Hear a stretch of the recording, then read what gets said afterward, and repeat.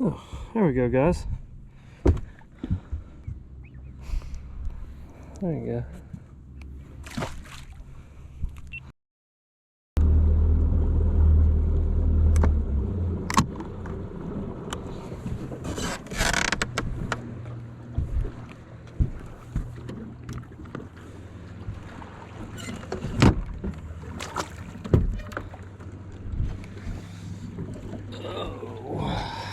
Well, boys and girls, I have to say, today did not turn out how I thought today was going to go. The wind was supposed to blow, but as you can tell, the wind is not blowing at all. So we've picked up the Ned rig and we are slowly making our way around some points, trying to get some bites. It's weird, I don't know, just where the wind's not blowing, these fish are not up on the bank. I mean, they're not positioned. You know, wind and current position fish to feed, positions them to get shallower. You know, and most of the fish that I'm catching are anywhere from 12 to 15 foot of water.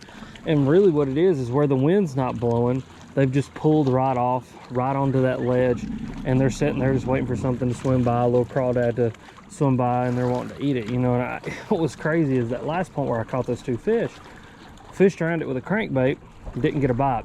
Immediately picked up the Ned rig and got a bite. And what that tells me, number one, is obviously with the wind not blowing, these fish are not going to want to position up shallower where I can catch them with the crankbait. They're not wanting to react.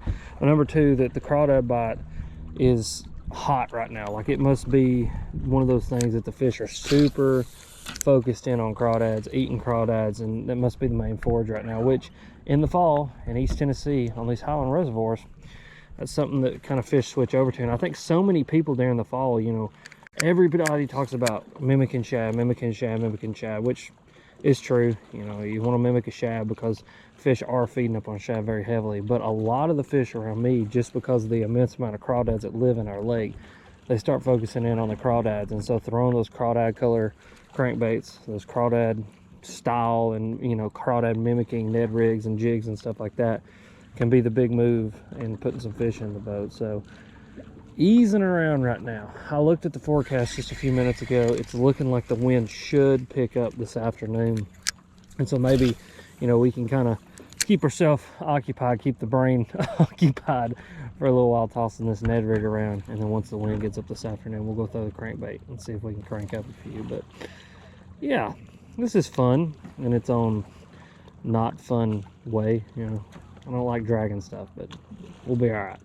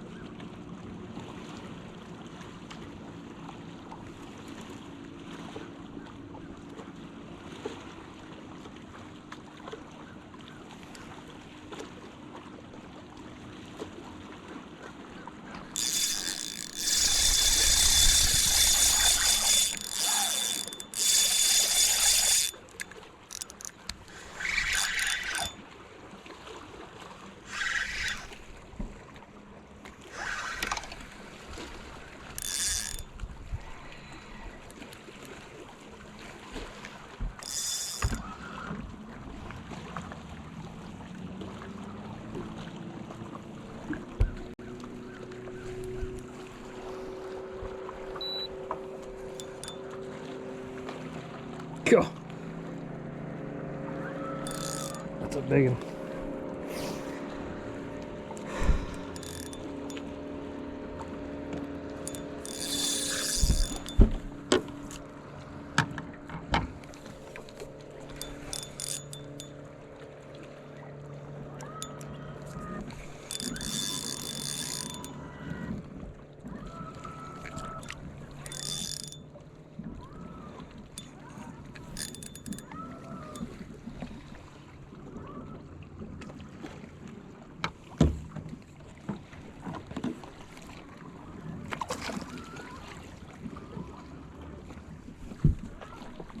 Go.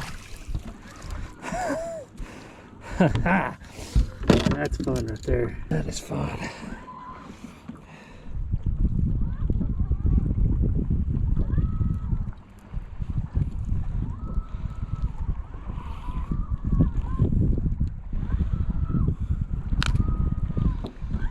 Alright. That's freaking fun right there. There we go. Not a giant, but a good little fish. Fun on the Ned rig as well. Thank you, sir. Thank you. Whew, boys and girls, there we go. That is a good little fish, man, and they are fighting so hard. I mean, I felt a couple of them bite. For the most part, they're just like overtaking the bait, and you know, I'll pick up and they're there. But man, when you hook them, they freak out. And a lot of it has to do with the fact that even though, you know, we're in the first week of December, which is technically, you know, winter in my opinion, winter in my mind, you know, late fall, early winter, our water temperatures are still 57 degrees. And so these fish's metabolisms are still cranking. You know, they're still eating, they're still fighting hard. You know, this is not a slow wintertime bite deal. And really the only reason I've had to slow down today, like I said earlier, was because the wind isn't blowing, there isn't any current. These fish don't position up on this lake when the wind's not blowing. So we're tossing around the Ned rig. Every fish that I've caught today has come on this little Ned rig right here. This is a Berkley Fusion Ned head with a little trooper on there, and that color is called, let's see, that is watermelon copper orange flake, which to me that screams little East Tennessee crawdad right there. A little bit of orange, a little bit of green. And I'm guessing, as well as these bass have been eating the orange and green crankbait, this little orange and green trooper, that these crawdads in this lake must have some green and some orange in them, because they're smoking this thing and they're fighting hard when they bite. So yeah, I'm enjoying this. I mean, I'd much rather be throwing a crankbait, like I'll say 1,000 times, but this is still a ton of fun, still catching some fish. And honestly, I mean, if I can run these main lake points like this, take some time and just catch these fish like I'm catching them, I'm not going to complain. And then maybe God will bless me here in a little while and get that wind blowing, and we'll go crank this up a few. But yeah, this is fun. This is a lot of fun. I mean, this is one of those deals that, I mean, you really can't complain. As beautiful as the day as it is, you know, it's gonna be like 75 today. You know, you get that 60-degree water, kind of partly cloudy, a little bit of a breeze, just enough breeze to keep you cool down. I mean, it's just a beautiful day to be alive, great day to be alive, and just thankful to be out here catching some fish.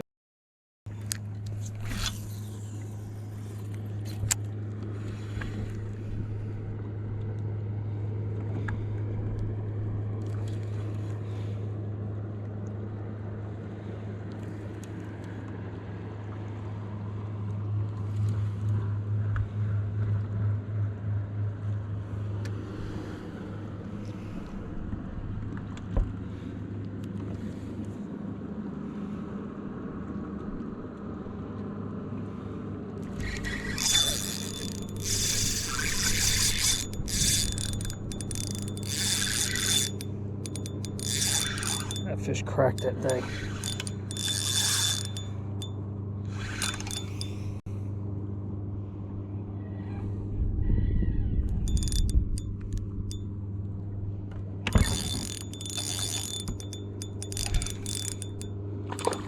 Huh. This is crazy. This is only the second time I've ever done this, ever.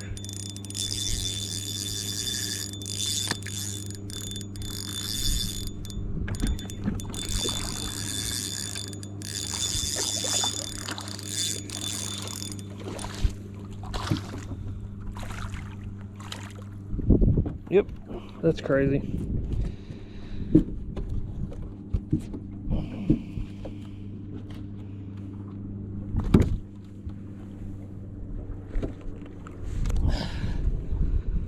This is the second time that I've done this year,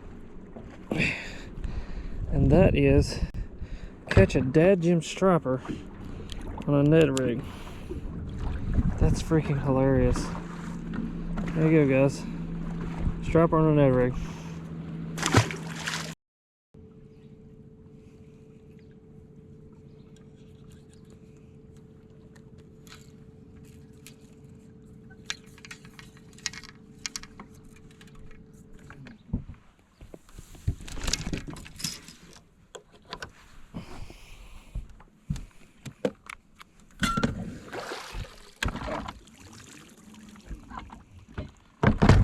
So today definitely didn't go how I thought it was going to go. I thought it was going to be a day where I was going to be able to go out there, lock the rock crawler in my hand, and go catch a bunch of fish. But the weather didn't cooperate in the way that I needed it to. I needed the wind to blow, and it ended up not blowing. You know, I love weather people, because weather people are the only people that can be wrong every single day and still get paid to do their job. But you know, weather is unpredictable. But yeah, I needed the wind today. That was like the big factor that didn't like play for me to be able to lock the rock crawler in my hand and to go throw it and to catch a bunch of fish on it. So instead I had to slow down and I had to throw the Ned rig, and ended up catching some fish and honestly having a fairly good day, you know, figuring that I kind of lost hope right there at the beginning. But as always, the Deadly Nedley saves the day. And the reason I think it saves the day is because I was doing exactly what I was doing with the crankbait, which is mimicking crawdads. I was just doing it in a different way, a way that kind of adapted to the situation that I got put into. And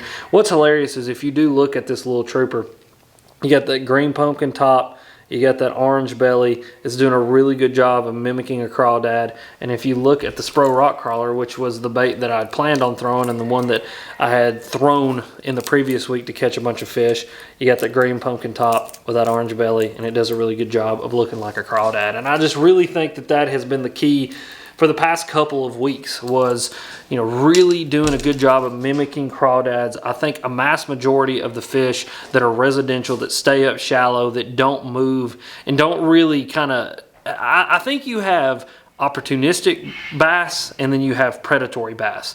The predatory bass are the ones that actually go out and like hunt down the bait fish. The ones that are out there in the middle of the lake, they're following those balls of bait, they're corralling them and they're feeding on them. And then you've got the more opportunistic styles of bass that stay shallow, they're more residential, and they take the opportunity that comes to them. And with crawdads, I think that is the opportunity that they take. You know, a bass wants to bring in more calories than it's putting out. It wants to take the opportunity when it can to make the most out of its expenditure of energy. And I think with crawdads, that's the way that a lot of those more residential bass do it. And if you really think about it, you know, a little bitty crawdad like this, it's easy to kill, it's easy to track down, you don't got to do much to do it. It's kind of like us with chicken wings. I mean, like a chicken wing just sits in the basket, we go over there and we eat it. It might be a little spicy going down, but we still eat it and we still get the calories in. And I think crawdads are the same way. So yeah, that's what I was throwing. I was just doing the best that I could to mimic crawdads.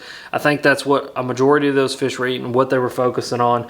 And I think that it's something that a lot of people overlook. A lot of people get super hyper focused on following the bait fish and finding the bass this time of year, which is true. I mean, there's a whole bite around that, you know, and following those balls of bait, dropping on those balls of bait, you know, is a great way to catch a bunch of fish. But for me, you guys know, I love to beat the banks. I'm a shallow water power fishing kind of guy, or shallow water Ned Rig fishing kind of guy. And so I want to focus in on those more residential fish. And I think mimicking crawdads in those situations is where it's at. But again, little trooper, green pumpkin, orange with red flake, 1/4 ounce Berkley Fusion head, some 10-pound fluorocarbon to a 20-pound main line on a 300 size Zeta spinning reel on a 7-foot medium fast action Zeta spinning rod. And that is what I put every single fish into the boat with today, except for that little bitty tiny one at the very beginning of the day. I put them in the boat with the Spro rock crawler in that orange crawl color. This one is not available on Tackle Warehouse just yet, but they'll be dropping it really, really soon. And a little upgrade that I actually did was I ended up bending a hook out on this crankbait, and so I switched up those hooks. This is a new, it's the Owner Stinger hook, and it's the extra short shank version. So those are actually number 4 size treble hooks, and they're super sticky, and I'm super impressed with them. I'll make sure to link them down below. But I upgraded those treble hooks on there to those just to test them out. And I have to say that one little fish that I hooked today, he got every dead Jim treble hook in his face, and I think a lot of it has to do with it. I was just able to fish that little bit bigger treble hook on there. So yeah, guys, I mean, that was the deal today. I had to slow down. I had to do the thing that I didn't really want to do, but I did the thing that I had to do. I adapted to put fish into the boat and ended up having a pretty decent day, running literally 3 points just over and over and over again. But as always, guys, thank you for watching. Questions and comments, you know where to go leave them. If you're new to the channel, please hit that subscribe button. I appreciate you guys. Also, go down into the description. Use all the links down in the description to purchase any tackle that you may decide to purchase, or any time that you decide to purchase tackle through Tackle Warehouse. Please come use my links. I get a little bit of kickback that will never affect your purchase. You'll never see it, but they know that you're part of the Alex Rig Fishing community. It helps to keep it helps to keep boating the gas and trucking the gas. It helps to keep gas in the truck and in the boat and just keep the channel rolling. But as always, you guys are sweet, and thank you for watching.